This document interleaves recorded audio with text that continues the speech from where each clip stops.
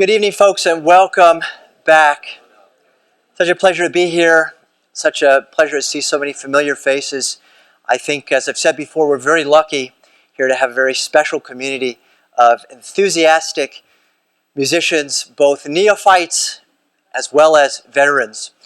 Tonight, I want to start off by wishing a very happy birthday to the most important person in my life, the mother of Aria, it's my daughter, and my wife, Amy. And I think that given the spirit of the program tonight, it's only appropriate to start the evening with an augmented dominant chord.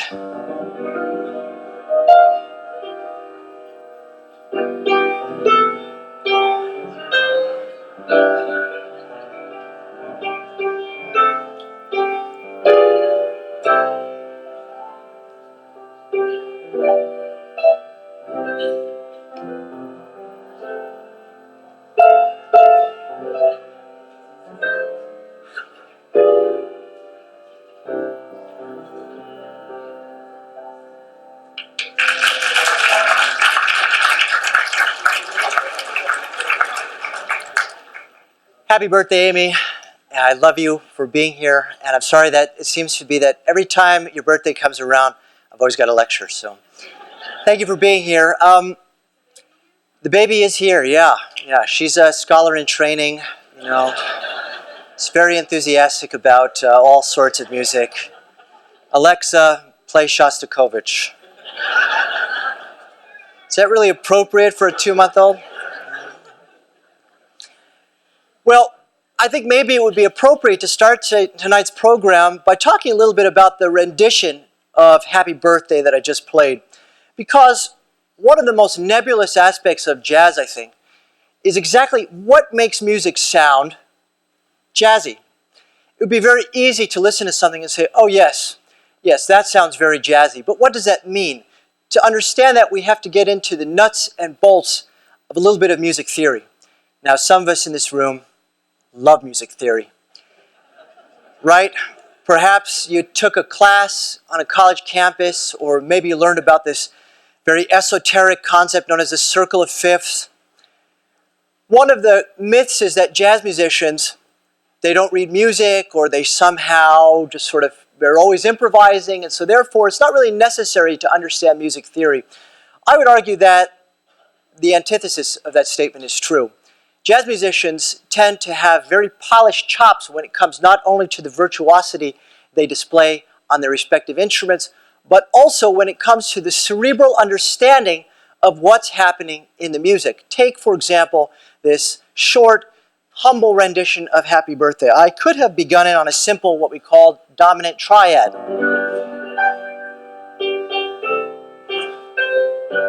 Right? And those would be simple chords comprised of exactly 3 notes. In music theory, a chord is defined as 3 notes or more sounded simultaneously. If 3 notes is the minimum, then it stands to reason that a triad, which has exactly 3 notes, is the simplest kind of chord. Now, I could ask a rhetorical question here. Do you think we're going to get a lot of triads in jazz? And the answer is no. So, if you were asked what makes music sound jazzy, you might say, well, to some degree, it is the absence of simple triads in the harmony. Rather than have a simple 3-note chord, jazz musician might play instead a 4-note chord with an altered structure to give it a more dissonant, and you might say, slightly, to use a term that musicians use, a slightly crunchier sound, like a breakfast cereal. So instead of playing this, I might play this.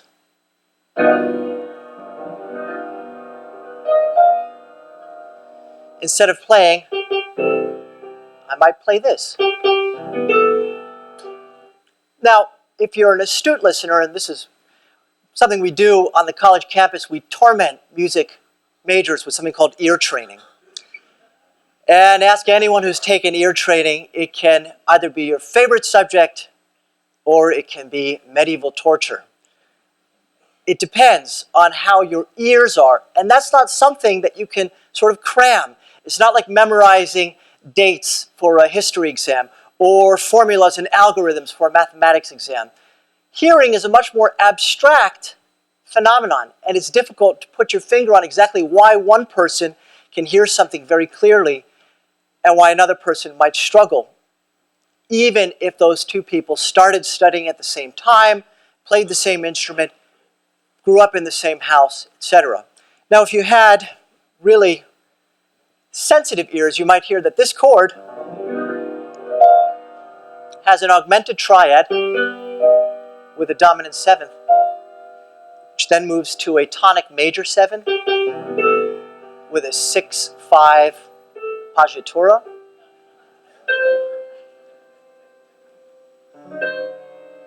a secondary dominant of the dominant with a flat 9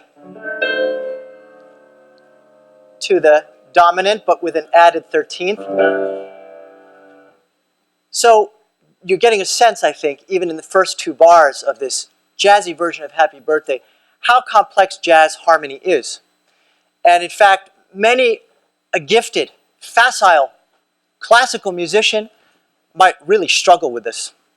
You'd have to have a music theory professor who was particularly enthusiastic about jazz harmony. Else, you might never learn it. It might be something that is omitted from the curriculum. In fact, in my experience as an undergraduate at Brandeis University, it was completely omitted. Much like the music of Sergei Rachmaninoff and many other great composers, Maurice Ravel, Samuel Barber, I never even heard about it.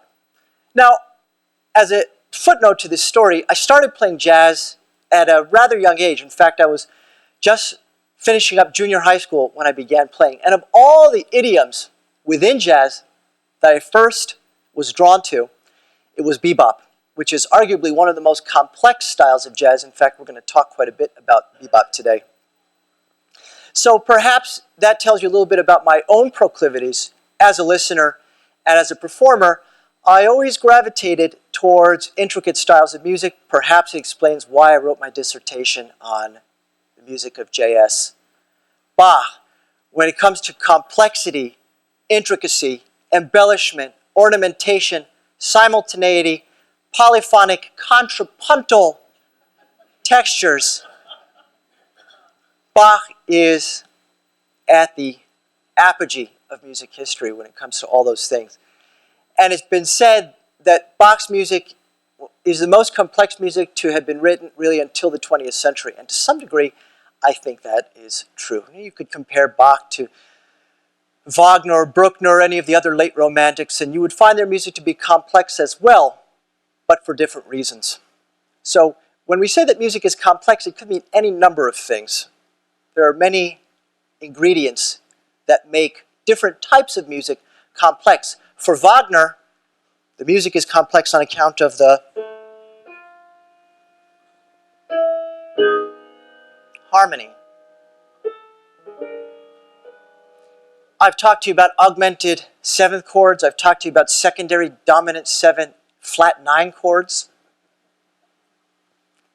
When it comes to the opening chord of Wagner's Tristan und Isolde, 1865, there is no name for the chord. We simply call it the Tristan chord. And it's a chord that, according to various musicologists, scholars, historians, is supposed to reflect the yearning of the Kantian noumenal mind towards a Schopenhauerian emptiness and intangibility. Really, it's about sex. Wagner can be distilled down usually to sex or some sort of pro-German nationalism, right? It's one or the other. Tonight I'd like to talk to you about a radical shift in jazz history that took place between the 1930s and into the 1940s and beyond. In our last lecture, we talked about Dixieland and ragtime before that, and we set out to establish a goal at the beginning of the program, and I'd like to do the same thing tonight.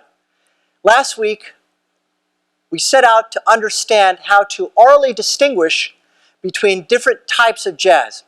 And we began with ragtime, and we said that ragtime, technically speaking, Well, it has certain jazzy elements, that is to say, a heavily syncopated rhythm, which became a hallmark of the jazz style, a certain looseness in the melody, certain chord structures which are based on European classical harmony, but perhaps go one step beyond in terms of their complexity.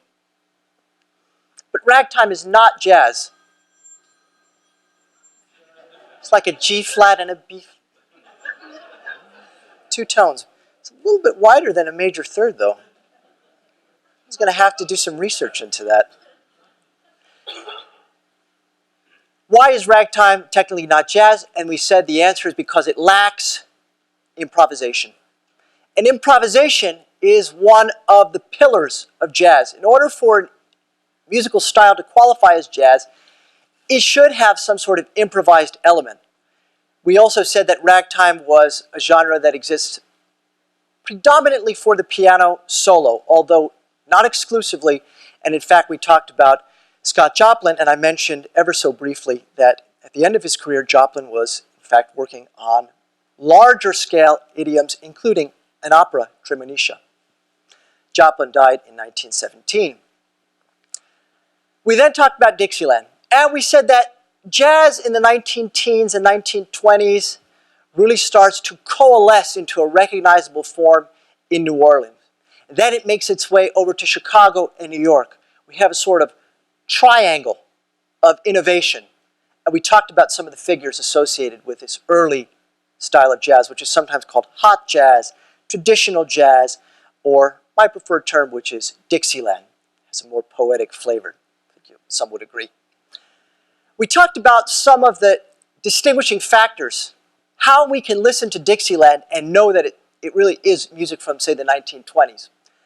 And one of the things we talked about was simultaneous improvisation, or what's sometimes called collective improvisation. And we listened to examples by Louis Armstrong's group, the Hot Seven, a recording from Chicago in the late 1920s, where you could hear an almost chaotic, sometimes cacophonous combination of soloists playing at the same time. A trombone, a trumpet, a clarinet, all soloing independently, simultaneously. That's something that they would do away with by the 1930s. Tonight we're going to learn about swing music, bebop, and we're going to end the program talking about West Coast jazz, sometimes called cool jazz, sometimes described as being two separate phenomena, but I think it's fair to say that they have enough in common that we can consider them one entity. How did jazz change in the swing era? Well, a couple of important changes in the music, and we're going to take a look at something by Duke Ellington in just a moment. We talked about the chaos that happens when you have simultaneous soloists. In the swing era, sometimes called the big band era, because the ensembles grew from, say, 5 or 7 to a much larger number, 15, 18, 20, perhaps even more than 20, if you were very successful and you were making good money, as the big band leaders were, the Benny Goodmans, the Glenn Millers were making enough money. Glenn Miller in the early 1940s was making about $15,000 a week. In $1940, you might say he was a big macher. That's big money that he was making. And he gave it up, by the way, to go overseas to boost morale and play for the army. And of course, in 1944, leaving England, headed to Paris, his plane disappeared. Historians mostly agree that it was probably a carburetor failure that caused the plane to crash into the English Channel. There is, by the way, a new initiative that was just codified last month. I forget the name of the group, but it's an acronym that stands for such and such group for the historical discovery of lost aircraft, something like that. And they have put on the top of their agenda the recovery of Glenn Miller's aircraft, which is believed to be at the bottom of the English Channel. So, fascinating historical footnote to add to our program tonight, because this is really a 2019 thing as it unfolds. If you were making big money, you could afford to hire 20, 22 musicians. So the big band era really was an era of large ensembles. And they tend to eschew the word band, combo, or even ensemble. A word we encounter quite a bit in this era is orchestra, a jazz orchestra. What are some of the defining traits or attributes of this music? Well, it becomes highly organized, more so than ever before.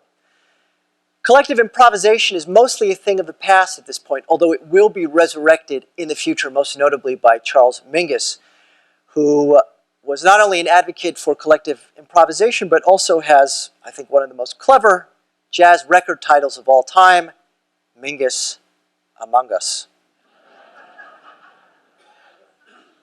Mingus was described by Miles Davis as a crazy, psychotic, beautiful genius. He was a large man, 6'4", as wide as a door. He played the upright bass. He was a very innovative composer. And if you'll recall last week, we opened with an anecdote of Mingus throwing a highball glass at an especially garrulous, rowdy patron and screaming, "Isaac Stern doesn't have to put up with this," expletive. We'll talk about Mingus, by the way, next week when we discuss modal jazz and jazz of the post-1959 world. When we get to John Coltrane, Miles Davis, Mingus, and perhaps if we don't get to him tonight, Dave Brubeck. We're going to talk about a few people who are associated with Connecticut, Brubeck being one, the baritone saxophone player, Jerry Mulligan being another. Actually, Jerry Mulligan died in Darien. Doesn't sound particularly uplifting to say that.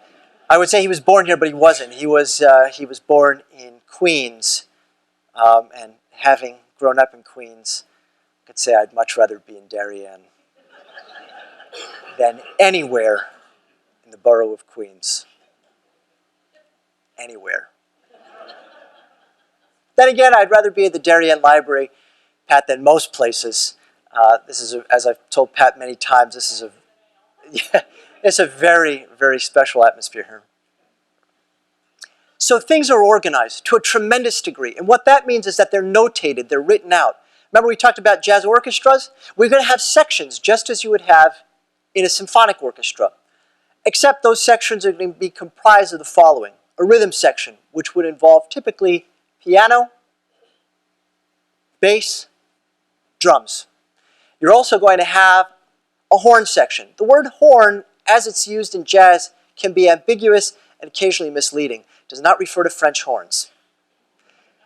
French horn, by the way, is how that terminology is phasing out now in the scholarship. Now we tend to say horn and just leave it at that. But horn in this case usually refers to saxophone. So you're going to have a group of saxophone players, typically alto and tenor. There are other saxophones, soprano, even sopranino, baritone. Those are less likely to be encountered, especially in this period. The clarinet, which had been a very popular instrument in the 1920s and into the 1930s, remains somewhat popular, but really that's the end of the clarinet, is in the 30s and into the 40s. By the time we get to the 40s, the clarinet has been supplanted by the saxophone, almost to the point where you'd have to go out of your way to hear a clarinetist, at least someone who is playing in a contemporary style on the clarinet. And these sections are going to have written out parts. You're going to have a brass section comprised of trumpets, trombones, and probably that's it. You're not going to encounter flugelhorns, although you might. If you're listening to Miles Davis's Birth of the Cool, you're going to have flugelhorn, you're going to have baritone saxophone, softer, more blunted timbres or sound colors, or as the Germans say, Klangfarbe. Everything sounds so smooth in German. Speaking of smooth, Klangfarbe versus the French timbre. I prefer Klangfarbe. At any rate, unfortunately, we're not going to get to talk about too much German tonight, although you will recall that we ended last week's program talking about how swing had become an international phenomenon so popular that the Nazis went out of their way to try to ban it. Remember, they said it was entartete Musik, degenerate music linked to two groups of Untermenschen or subhumans, blacks and Jews, and therefore to be shunned, verboten, forbidden to listen to. But swing music raised jazz to higher levels than ever before. Unprecedented popularity. For the first time, an original American musical idiom was arguably one of the most popular styles, at least in the Western world. What does this music look like? Don't worry, we're getting there, sweetheart. I know you. She wants to hear. Here's a ballad by Duke Ellington. I'm going to play it on the piano. It will be difficult for us to get a sense of what this sounds like for a full orchestra.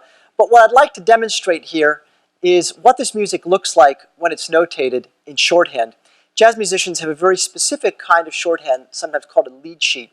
What it does is it presents you with a melody and then this esoteric, rather arcane symbol. For example, it says, you see where it says G Maj 7? It's saying G major 7 chord to an E minor 7 chord to an A 7 chord. Let's hear a little bit of what that sounds like. I think maybe if we could just get the lights right up front, it would make it a little bit easier to see. So a nice slow ballad, this one by Duke Ellington, one of the great composers, arrangers, and band leaders and pianists of that period.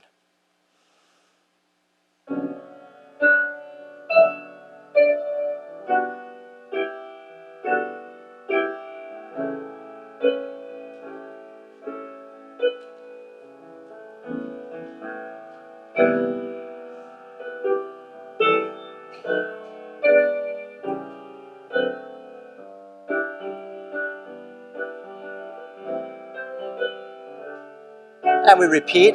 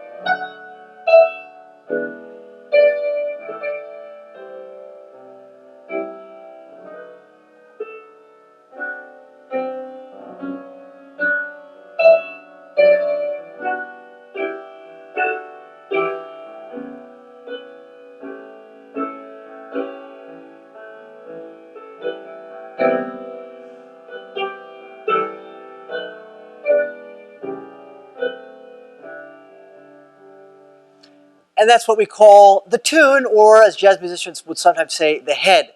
The sheet music, by the way, comes from a collection known as the real book, or sometimes called the fake book. The idea being that if you had this shorthand notation, you could play the music reasonably well, and therefore, even if you didn't really know it, you could fake it. Ergo, the fake book. This particular document is the real book, volume 1. It's about 560 pages. What it tells us is that there are an awful lot of jazz standards in the canon. Well, what do you do after you play the head? A jazz musician is going to improvise, right?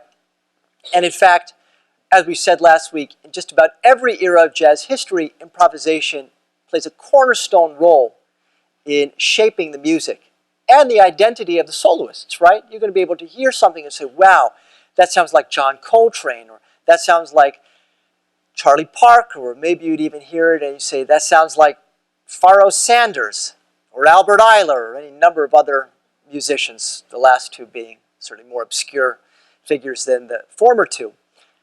How do you solo in jazz? This is something that is not immediately obvious, and again, to go back to something I said earlier, it really necessitates having a fundamentally thorough understanding of music theory. So if we start with the G major 7 chord, you might play any number of tones that belong within the ambitus of G major 7.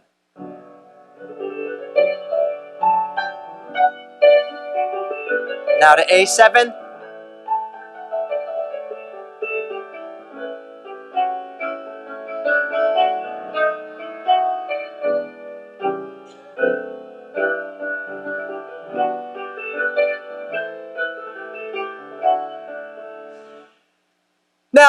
you could play any note from G major 7 to start, and you've got exactly 4 beats to play there. And then you've got to move, and you've got to get to the next chord, and then to the next chord, and the next chord. And sometimes the harmonic rhythm, that is to say the pace at which the chords change, is going to be varied. It's not going to necessarily always be the same. And every time the chord changes, ostensibly the jazz musician is going to have to think of the new tones that belong to that particular chord, ambitus. So for the first 4 beats, I could play a G or a B or a D or an F sharp, but maybe I want to be cheeky, and I want to play a tone that's not in the chord. Maybe I want to play an E natural, give it a 13th above the root. Maybe I want to double that F sharp and really bring out the major 7th, that dissonance against the root. Maybe I want to play an A and give it a sound of a 9th. You see, so there's an awful lot to consider. And a jazz musician who's improvising here is going to have to really understand the connection between these chords. Now here's the good news. For those of you aspiring improvisers, most jazz standards are going to have chords that have a fundamentally close relationship to one another. That is to say, G major 7 to E minor, that's a very close relationship. We have this symbol we use when we talk about chords called the circle of fifths. Perhaps some of you learned it. Maybe you were forced to study it until you memorized it and could name every key signature by rote. But chords, you could think of them as being numbers on a clock. And so it's unlikely to jump from 1 o'clock to 7 o'clock or something like that. You're not going to go all the way across. You're going to go from one related chord to another. And if you were to use a language analogy, think of it like going from Spanish at 12 o'clock to Italian at 1 o'clock. This is going to be the case until we get to the bebop era.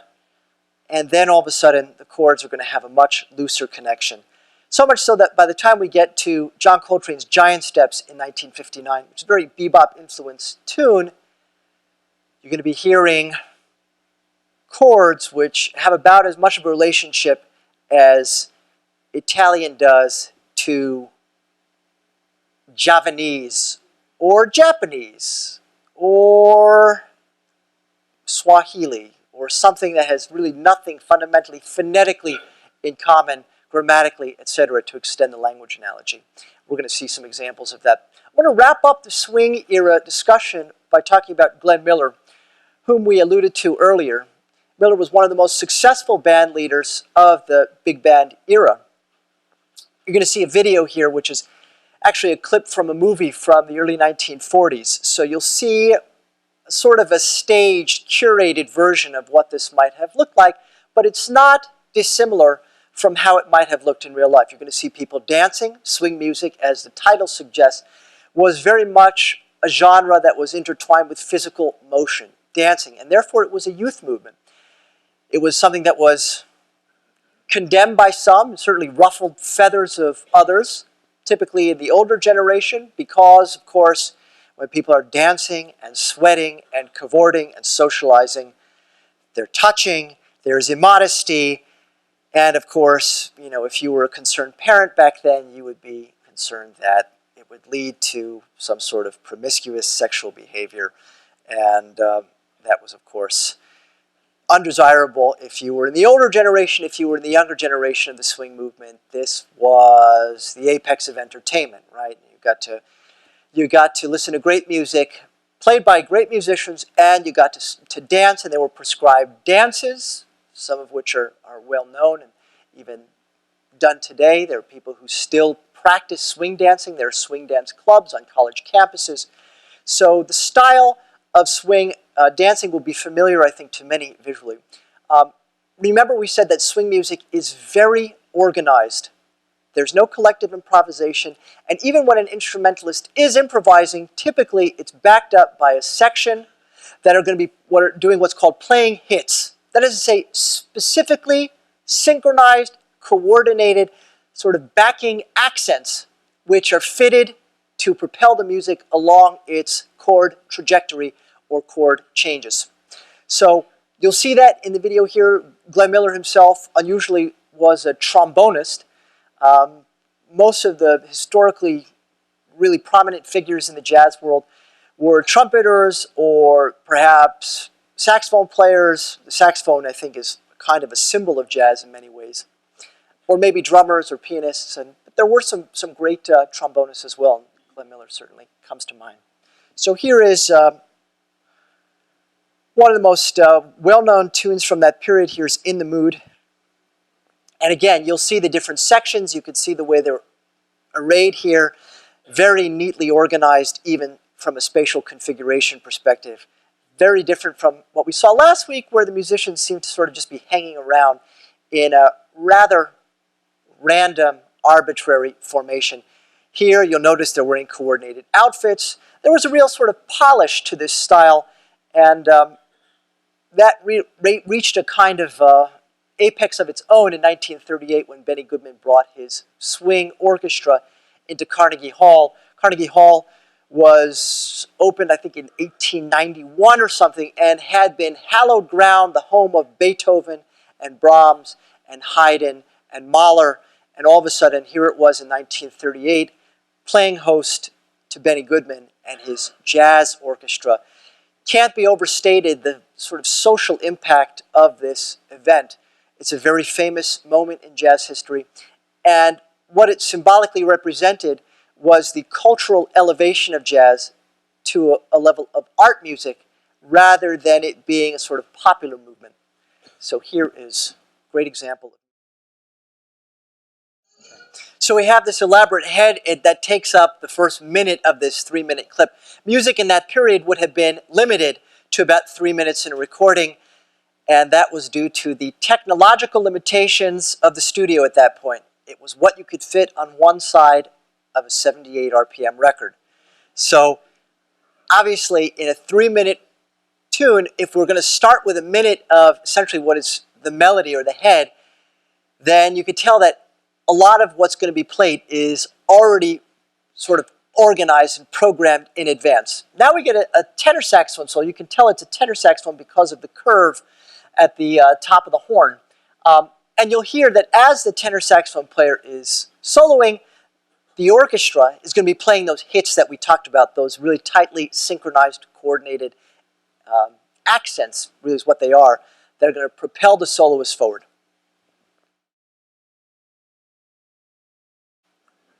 I think at one point I knew what movie this was from. Does anybody know? A 1941 film. I'm terrible with black and white films. I have always had an aversion to them. I can't explain it. Peculiar idiosyncrasy of mine. However, it should be noted that this is not an actual live performance, but a staged performance that was part of a film. Nonetheless, as I said earlier, probably not inaccurate in how it depicts the musicians in the orchestra. Notice they're even sort of moving in a synchronized way. It seems almost, dare I say, gimmicky, doesn't it, when the trombonists raise their slides and lower them.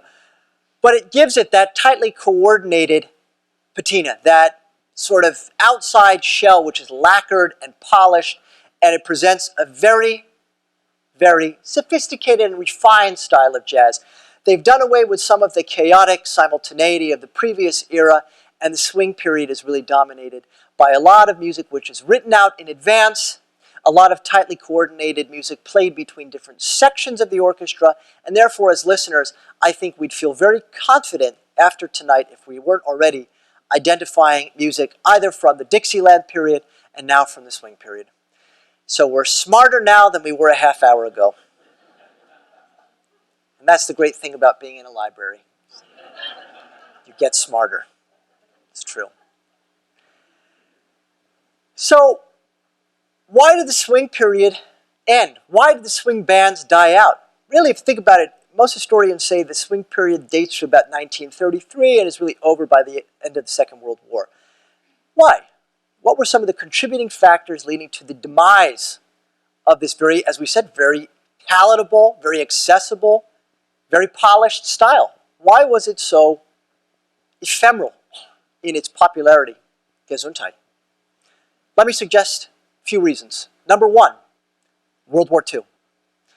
World War II, especially after December 7th, 1941, you've got a lot of able-bodied young men who are no longer at liberty to be playing and traveling and gigging and performing, they're enlisted. They're off in the Pacific Theater, they're off in Europe, and even if you weren't on the front lines, if you were a musician, you might be in a military band, not unlike the one that Glenn Miller directed from 1942 till his death in 1944.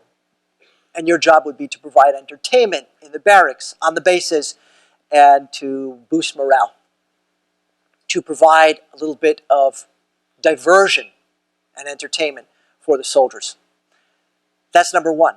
Number two, and this is a peculiar footnote to the story, there was a recording strike in the early 1940s that lasted more than 2 years. And what were they striking about? Why were the studios closed in that period? Well, it was because they had no clue how to handle something which to us today seems like a given, and that is the concept of intellectual property and royalties. Remember that jazz holds the peculiar distinction of being an idiom which is really born into the era of recording technology. Mozart certainly didn't have any kind of recording technology. That's why classical music is so filled with repeats. When you finish a section in a classical sonata, you almost invariably go back and repeat it once more because you want your audience to hear it over and over again. Here, you've got record players, victrolas. You've got people who can listen to music at will, at leisure. And that's a very fascinating thing to consider. But as far as royalties go, this was a new discussion. It had never been brought to the table before. And by the 1940s, as we said, jazz had become so popular that the question of royalties became so hot and so fiercely contested that there was a blanket ban on official recordings for more than 2 years in the early 40s. Number three, cost. Well, we see the size of a swing orchestra, and if you've got 18 people or thereabouts, you've got to pay them. You've got to get them on the road. You've got to get them in the hotels and the restaurants and so on and so forth. So that's a factor to consider. And last but not least, post-World War II, you have the great suburban migration, the birth of the baby boomer generation out, not in Queens, but places like Darien. You've got people being born in Long Island. And if you're away from a cosmopolitan epicenter of artistic creativity, you're not going to be going out and dancing.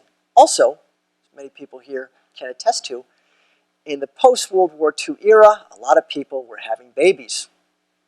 And if you're having babies and you're raising, you've got an infant at home, you're not going to be going out to the dance halls. I could tell you, Amy and I, the library is about as exciting as it gets.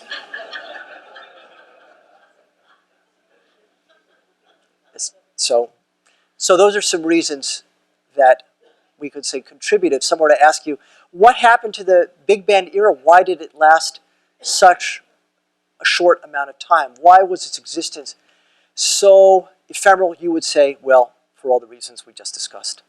What supplanted swing? Well, it's bebop.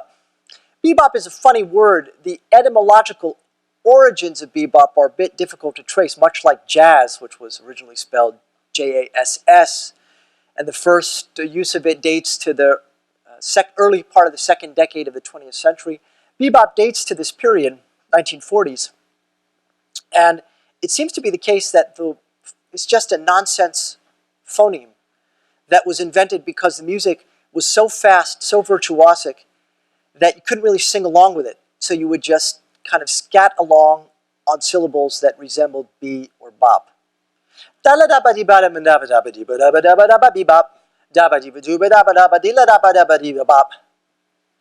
really sing actual pitches there. Maybe some really good vocalist could. But it would be very difficult to have a tune the same way you'd have with In the Mood.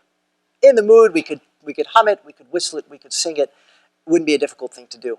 If you had two people, you could go back and forth between the melody and the counter melody. It wouldn't be hard because the melody is soft, it's lyrical, it's tonal. Bebop melodies are not like that. Bebop emerged in Harlem, not in Carnegie Hall, but uptown, in clubs like the Three Deuces, the Onyx Club, places which were associated with a specific culture. The bebop culture was one that was characterized by almost a proto-hipster ideology. People who lived in self-imposed poverty, starving artists who rejected the commercial success of jazz, the conformity and the simplicity of the style which had become so commercially successful. They had a relaxed attitude about morality and sex and drugs. Unfortunately, many of them fell victim to drug epidemic, particularly heroin, which was an especially virulent scourge that claimed many lives very early. Not just Charlie Parker, who died of cirrhosis as much as anything else. He was described as having the liver of an 80-year-old man after his autopsy. Parker was 35 when he died. Sonny Stitt, Fats Navarro, other names that come to mind when we talk about the drug epidemic of the bebop culture. When we see the swing era, we think of these sort of polished players, and they're wearing tuxedos or matching dinner jackets, and they're sort of bopping along together, and there's a kind of air of sophistication. Bebop musicians rejected that to some degree. We talked about how they were, in some way, countercultural, in that they rejected the commercial success of jazz. One of the reasons was fiscal. Jazz had become successful, and as we said with the case of Glenn Miller, some people were making a fortune. But it tended to be the case that the people who were making that big money were not necessarily the most virtuosic, were not the most facile on their instruments. Benny Goodman was a great player, superb, and an excellent arranger. Almost nothing you could say that would be critical of many of the figures from this period. But it happened to be the case that they were raking in the lion's share of the money. So these musicians in Harlem are thinking, you know what? Let's do something that can't be imitated, and this way it will really be ours. It will belong to us. The style will be inimitable, and therefore it will be, yes, perhaps a little more esoteric, yes, perhaps less palatable to the average listener, and bebop remains today, I would suggest, one of the more polarizing styles of jazz, in the same way that Verdi might be analogous to the swing era. Who doesn't love Verdi, right? It's music which is melodic, it's easy to follow along. If you like opera, you're going to like Verdi. Whereas bebop might be akin to someone I mentioned earlier, Wagner. Not everybody's going to like Wagner, but if you really like complexity and sort of abstract plots and philosophical ideas woven into the music, you're going to like Wagner. So it's an acquired taste and not the most palatable one, again, to use that analogy. Bebop has a somewhat chaotic, frenetic quality. Part of that is due to the harmonic rhythm, the rate at which the chords change. So if we were to play bebop,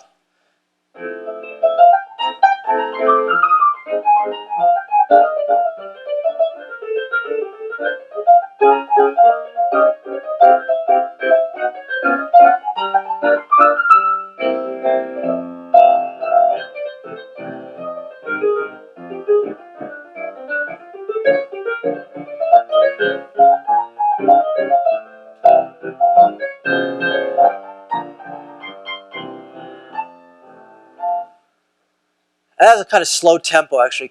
Should really be played much faster, something like.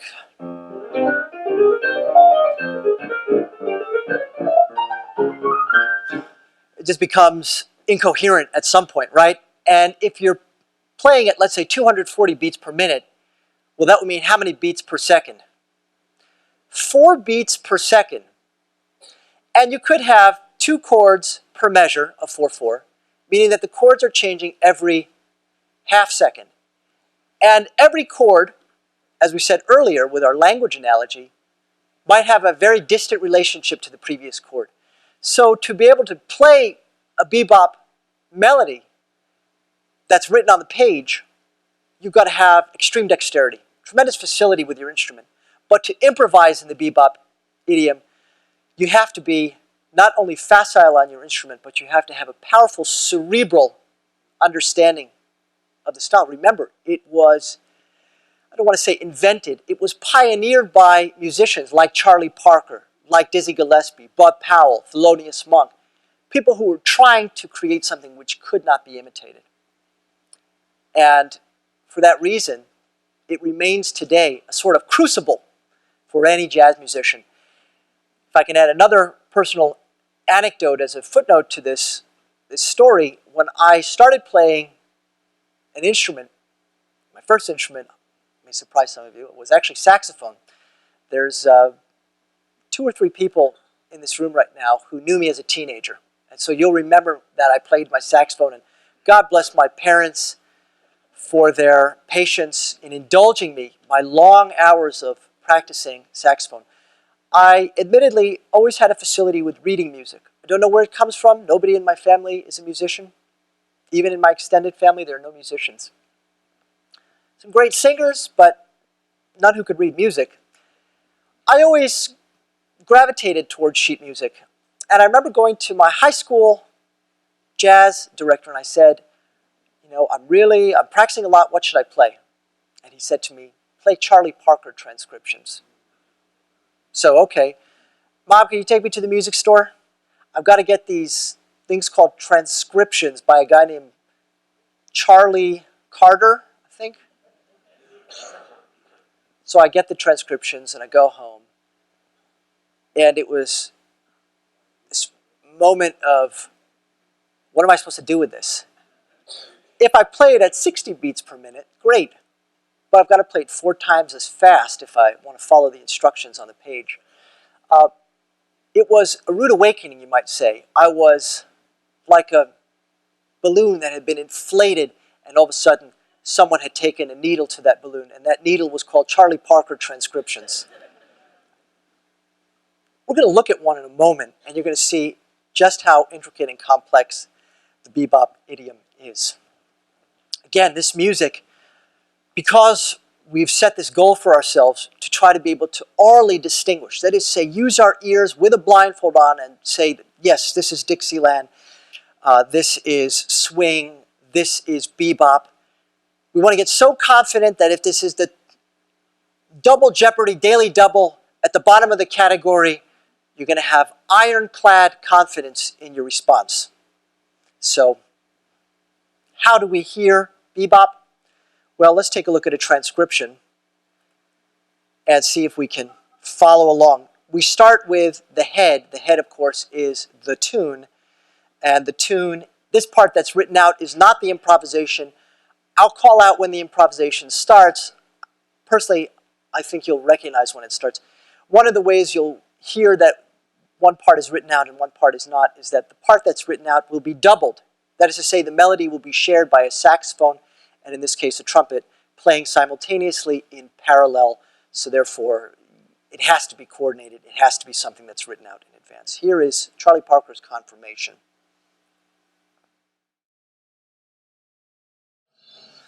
Let's consider, by the way, how tightly synchronized that trumpet and saxophone duet is. It's so tight that unless you're listening closely, it might escape you that there are 2 instruments playing the tune. And let me suggest that even reading the written out part, forget the solo, we haven't gotten there yet, is already very demanding. There are accents that are off the beat. There are dissonant notes. There are C flats against a B flat dominant 7th chord. That's not in the chord symbol, but the C flat sort of fits. It's a flat 9, if you will. So there's all sorts of things swirling around here and coalescing in the music, which you can imagine would be very daunting, very intimidating, even to a seasoned jazz performer. Now, as you could probably guess from looking at this section here, the improvisation is about to start. Notice, by the way, how quickly the chords change, and they all have names. F, E, half diminished, A7, D minor 7, G7, C minor 7, F7, B flat 7. E flat with a tritone substitution, no big deal there. You know, 2 chords on opposite ends of the circle of fifths, and yet they're both perfectly viable. There's a reason for that. The chord E flat has the note G in it. The chord A minor 7 has the note G in it. The common tones that bind these. One is the third, one is the seventh, and those are the two most important tones in terms of flavoring harmony. So the complexity here is profound. This arcane symbol means G, half diminished 7, C7, and then we get a loop on the pattern. So here is what bebop improvisation would sound like when played by someone like Charlie Parker. You can see here, by the way, at the top left corner, it says third chorus. These solos, because you have such a small ensemble of, say, 4 or 5 people, you can now stretch out as a jazz musician would play. Each soloist might play in a recording from that period for a full minute, minute and a half, but in a live performance it might go on many minutes. Miles Davis wrote in his autobiography about one of the reasons he dropped out of Juilliard was because he goes uptown and he sees this music being performed and he's captivated by how much variation on a single chord progression these musicians are coming up with. And it should be said, I think it's obvious just by looking at the score, that the dexterity of Charlie Parker was simply unparalleled. We look here. It's one thing to play a stream of notes like this at that tempo on a piano or violin or an instrument that does not require breathing.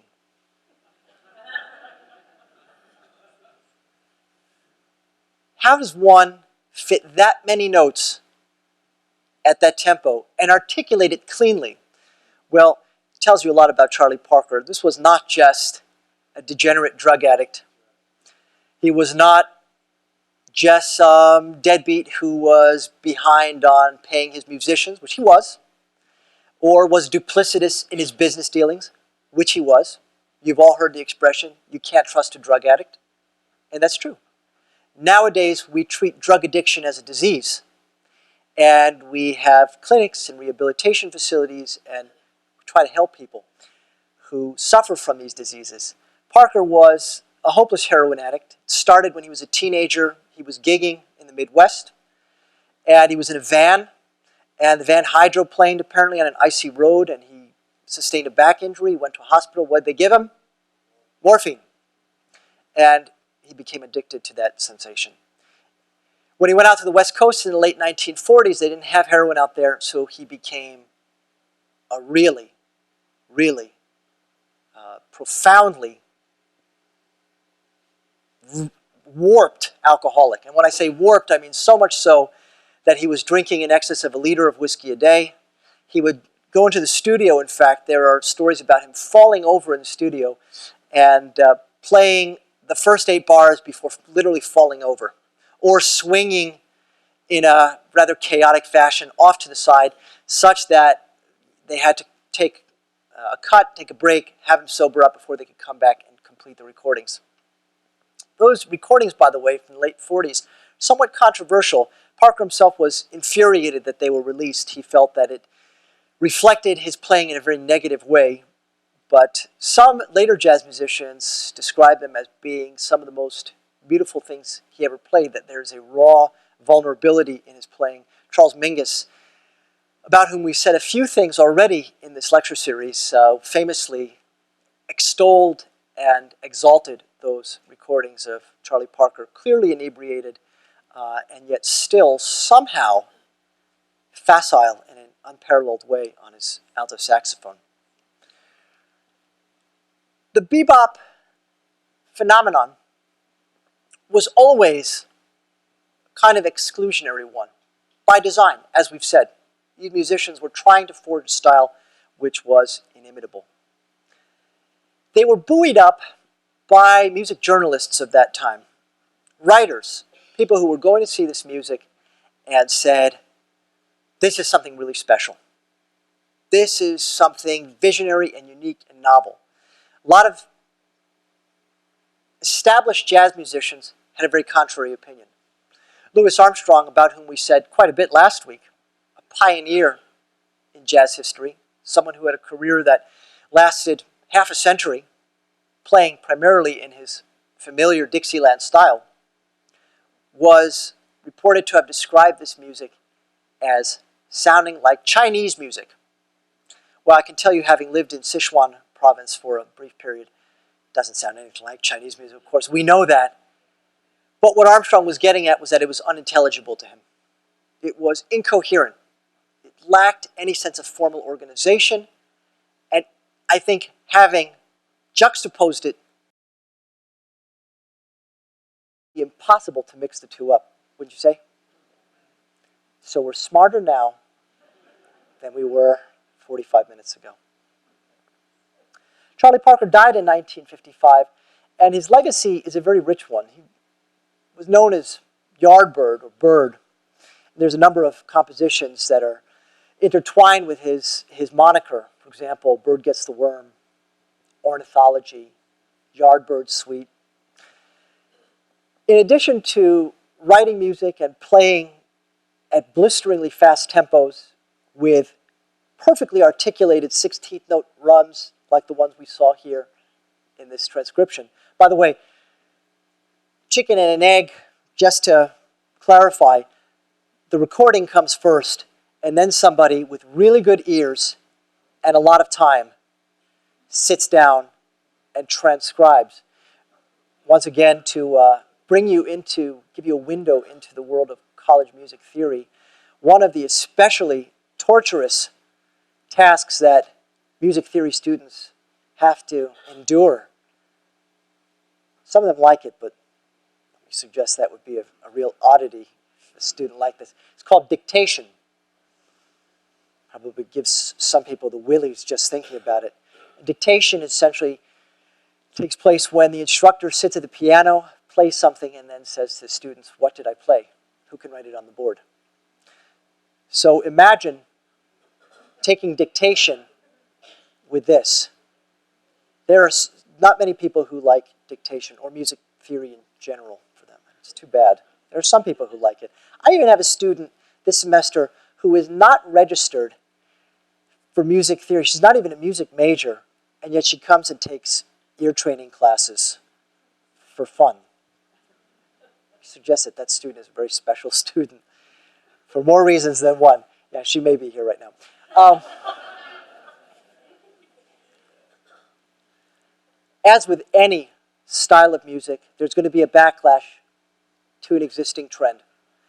And if bebop had a heyday of, say, 10 years from 1945 to 55, and I think there are many great bebop musicians we could talk about, but Charlie Parker is maybe the ultimate symbol because his death in 1955, much like Glenn Miller's death in 1944, is a sort of symbolic end of an era.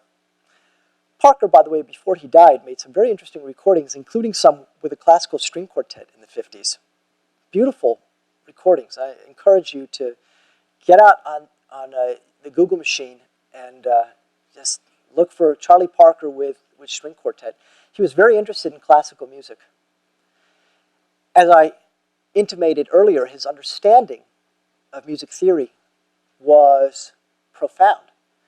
So it's not surprising that he would have been drawn to the music of Igor Stravinsky and Arnold Schoenberg.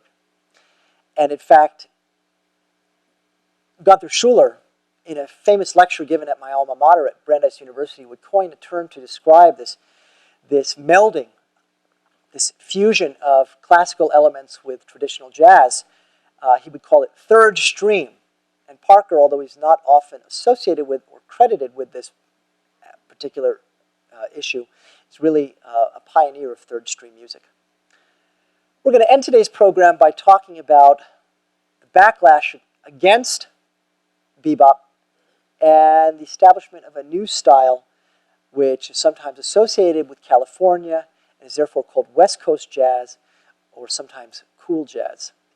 Some of the musicians associated with this style would include Miles Davis at this particular point in his career. We're going to talk about him. We're going to talk a lot more about him next week when we talk about modal jazz in the 1960s. Davis went to Juilliard. He was accepted at, I think he was 16 or 17.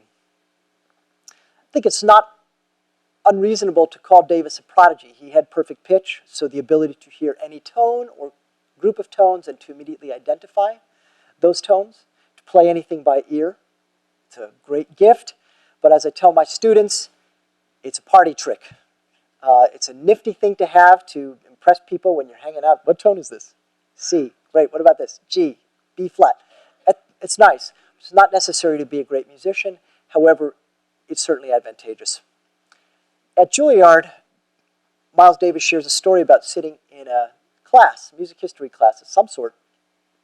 The professor in 1941 says, "And now, class, we're going to talk about the blues." We're going to talk about the blues next week, by the way, when we look at John Coltrane's Mr. PC. And the professor is doing what professors do, strutting around and pontificating, probably in a somewhat pompous way.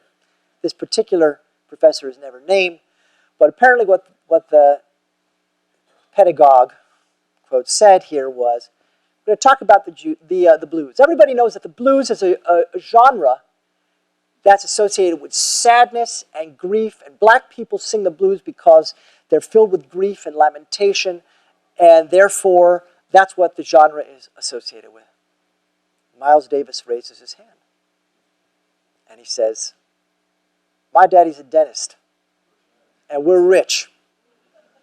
And I went horseback riding on weekends, and I had the nicest clothes, and I got a new horn every couple of years, and we sang the blues all the time, so what the hell are you talking about?" It's no surprise that Davis lasted less than half a semester at Juilliard. In his 20s, he was clearly enchanted with bebop, and at a young age, he was already on stage playing at those clubs we mentioned, the Three Deuces, the Onyx Club, Minton's Playhouse. He's on stage with people who were his idol when he moved up. Monk, Bird, Diz. Jazz musicians often have very colorful, poetic nicknames.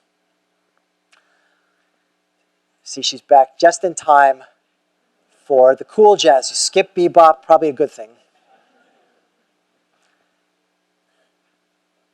Miles evolved constantly as a musician. So much so that he refused to play even his most popular stuff. His 1959 spring recording of Kinda Blue remains today the best-selling jazz record of all time. It's the one that has that famous introduction. The so what chord, yeah. And he was asked, "Play so what, Miles? Play so what? Please play it. The audience wants to hear it." And he always demurred. He always rejected the request, sometimes with an emphatic no. Miles was a very blunt individual. There would probably be an expletive somewhere in the sentence. Sometimes with a stock response such as, "That piece makes my lips itch." Later on, when he would be dictating his biography, he would emphatically repeat a mantra that a musician has to evolve constantly. So if you look at music from the 1980s when Miles makes his post-cocaine addiction comeback, he's playing what I think many people would consider to be some very weird music. The album Tutu, the album You're Under Arrest, features some very bizarre tracks. He could have made a lot more money playing in a more popular style. But remember, we talked about this bebop mentality, this attitude of rejecting commercialism, living in your own sort of self-imposed cocoon of artistic sovereignty. Well, that certainly was the case. At this point, in the 1950s, he's rejecting bebop and embracing a new style which would be called cool jazz. A series of recordings made in the early 50s were released in 1957 under the album title Birth of the Cool. I'm going to listen to a track very briefly, and then I'll say a few more words about cool jazz before we move on. Here is Moon Dreams from that album. Makes you want to sink into a warm bath. This is music which is far more palatable, I think, than the frenetic, chaotic style of bebop. I want to mention two nutmeggers who we've talked about a little bit, but who were on the forefront of this movement. And I don't know if it's fair to call them nutmeggers, but both are associated with the great state of Connecticut, so we'll mention them. Darienne's own Jerry Mulligan playing baritone saxophone on this album. Remember we said we want to be able to hear a style and say what it is? let me say this. It would be difficult if you were presented with cool jazz, something from the swing era. It might be difficult to tell the two apart. They both have that sort of warm lyrical tone, a very melodic contour to the tune which is written out. But let me suggest that cool jazz can be distinguished by its timbre or sound color. In cool jazz, you're going to hear, as you hear in this nonet which is playing, unusual sounds of the baritone saxophone, the flugelhorn. You're going to hear brushes on the snare drum. You're going to hear mute in the trumpet, things that you'd be less likely to hear in the 1930s. So it's really a timbral sound. Let me mention one more composer, one more piece before we end tonight's program. In 1959, we're going to pick up in 1959 next week, we have an album by Dave Brubeck, another nutmegger, called Time Out. Music in odd time signatures, 5/4, 7/4. My favorite one is hard to describe. How would we?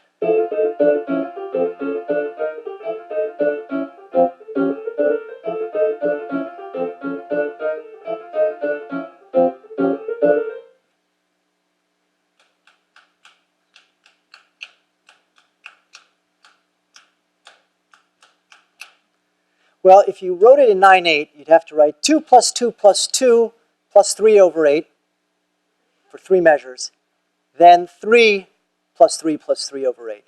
So it could be 1 2 1 2 1 2 1 2 3 1 2 1 2 1 2 1 2 3 1 2 1 2 1 2 1 2 3 1 2 3 1 2 3 1 2 3 1 2 1 2 1 2 1 2.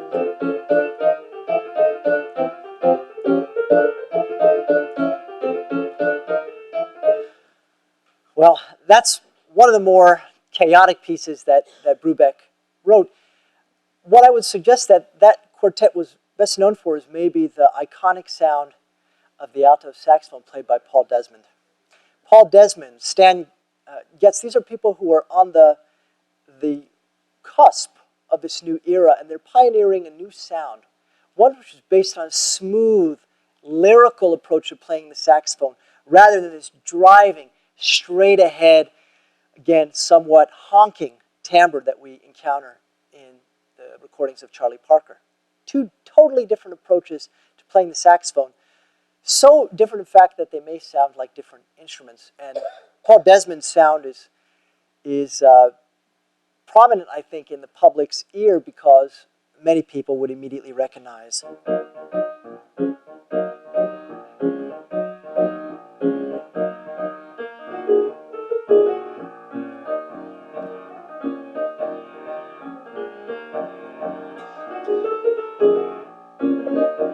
Right, Take 5, which is so iconic, I think, in large part thanks to Paul Desmond's, in that tone that he's channeling on the record. By the way, that tune in 5/4 makes it quite unusual in jazz, in the annals of jazz history. One of my favorite mutations of an existing jazz chart is Tito Puente's version of Take 5, which he ironically and somewhat paradoxically puts in 4/4 and turns into a sort of a rumba piece.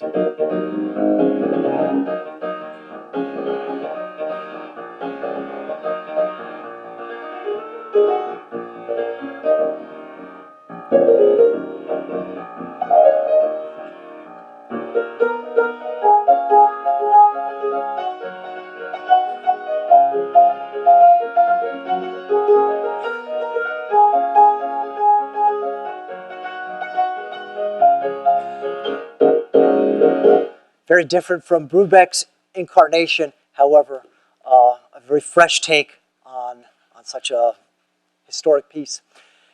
We're going to end tonight in 1959, but we're going to pick up next week, and we have 2 important albums from 1959 to discuss. One by Miles Davis, and that's going to be that landmark cornerstone record, Kind of Blue, which opens with So What? And then we're going to talk about the fall of 1959, where John Coltrane goes into the studio and records one of the most difficult pieces in the jazz canon, the aptly named Giant Steps. We'll revisit some familiar faces next week, and we'll encounter some new ones as we plumb the depths of this turning point of 1959 and encounter the modal jazz that came after bebop and cool jazz. Thank you all for coming out tonight.